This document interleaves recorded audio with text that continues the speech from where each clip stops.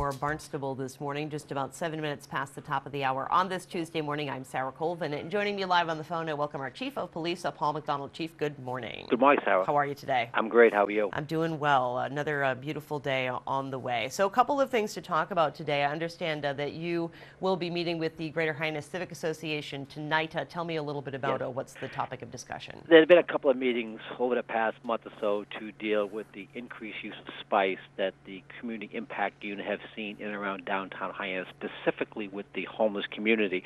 So we've been invited to the Hyannis Greater Civic Association meeting tonight to discuss it. Spice, more commonly referred to as synthetic marijuana, refers to a wide variety of herbal mixtures that produce experiences similar to marijuana. The mixture contains dried, shredded plant material and chemical additives that are responsible for psychoactive, mind-altering effects. It's sold as K2 or skunk. On the labels, when you buy it, it's usually clearly stamped not for human consumption. And this is what's called a designer drug. Most of the chemical additives into spice has been deemed illegal by DEA, but because it's a designer drug, they simply go back and they just alter it slightly, which makes it legal. So it makes it so appetizing for the homeless community is that it's relatively cheap and is sold at some of the retail convenience stores in and around downtown Hyannis.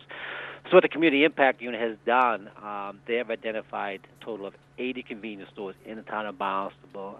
They sent them a letter looking for voluntary compliance regarding the sale of cigarettes to minors, the sale of individual cigarettes. There are some convenience stores that actually sell individual cigarettes, not the whole pack, just one cigarette for like 25 cents, which of course is illegal. Also concerns the sale of alcohol to those under the age, and they're also looking for voluntary compliance to remove the glass pipes from their showcase and also to stop selling the spice. Even though they may consider it illegal, it is damaging the quality of life for everyone in and around downtown Hyannis. So we are concerned about that.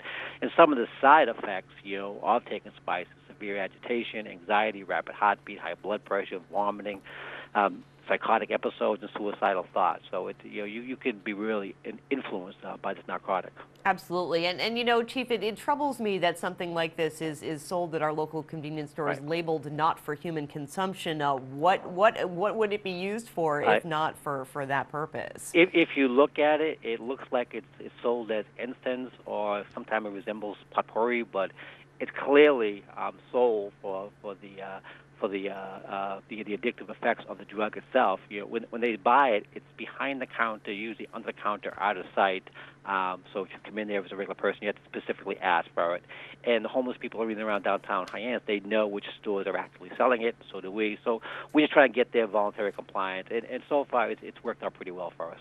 Great. And have there been any convenience stores that say, we are going to take this off of our shelves and out of our inventory? They've all agreed not to sell it, but time will tell. Great. I don't think they're making a lot of money off it. I think they're looking to cooperate with the town and with the police department. Absolutely. And Chief, is this something, we talked mostly about the homeless population. Is this something that we need to be concerned about teenagers taking up? Absolutely, specifically with the schools, a number of schools that we have in and around downtown Hyannis, and sometime with the homeless population mingling with some of these kids.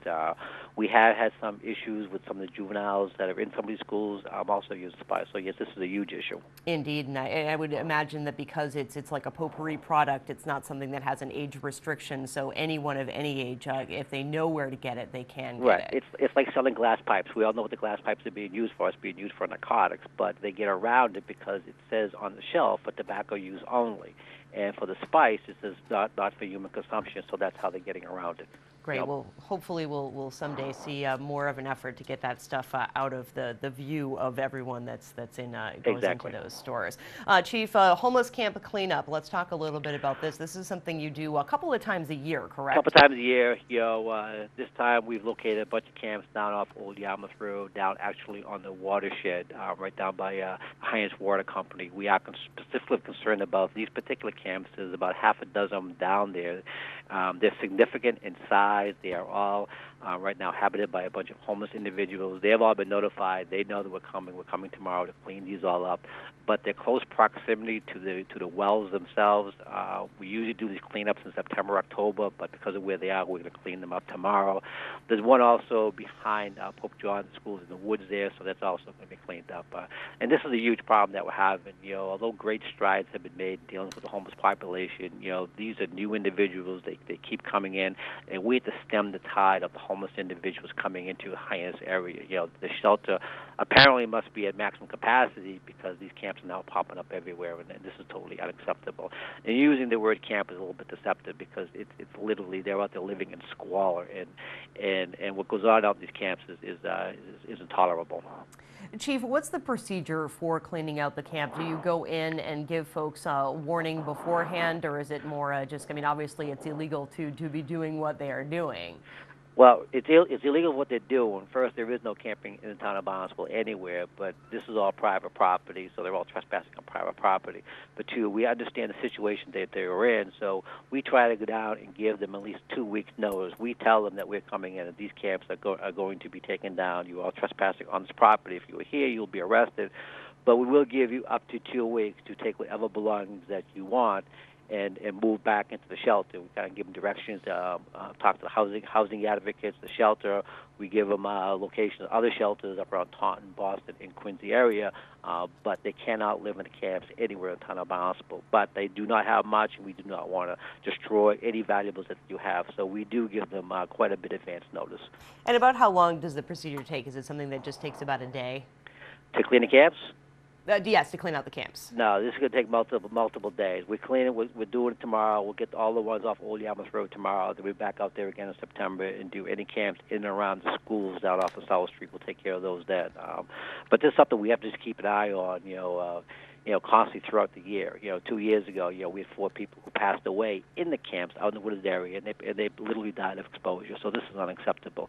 The biggest problem is how we're going to deal with the continuing influx of homeless individuals into our community, specifically downtown Hyannis, and that has to be addressed. Absolutely, and I know that that you and many other local leaders are trying to take a proactive approach. Certainly a very difficult issue to solve, but we look forward to seeing how that progresses. Chief, it seems like we are at maximum capacity here in the town of Barnstable. The summer season is in full swing. People everywhere, businesses are busy. How has it been over the past week? It's been relatively quiet. We had about 19 arrests over the past couple of days, but most of them for disorderly. Most of them are at bar closings at the end of the night. People been out all night having a good time, and sometimes they just drink too much. A lot of those arrests are just people being placed to protect their custody. But last week has been a relatively quiet week for us.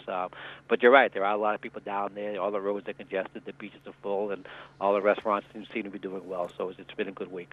Wonderful. Well, Chief, I thank you so much, as always, for joining us here on Barnstable this morning. A pleasure to have you with us, and we will catch up with you again next Tuesday. Okay. Talk to you then. Thanks so much. Bye-bye. Bye-bye. Chief of Police Paul MacDonald joining us as he does every Tuesday morning. Always good information from the Chief. Up next is our community profile segment featuring Mick Carlin. But first, let's find out if those fish are biting. Captain Gary Brown has today's Barnstable This Morning fishing report.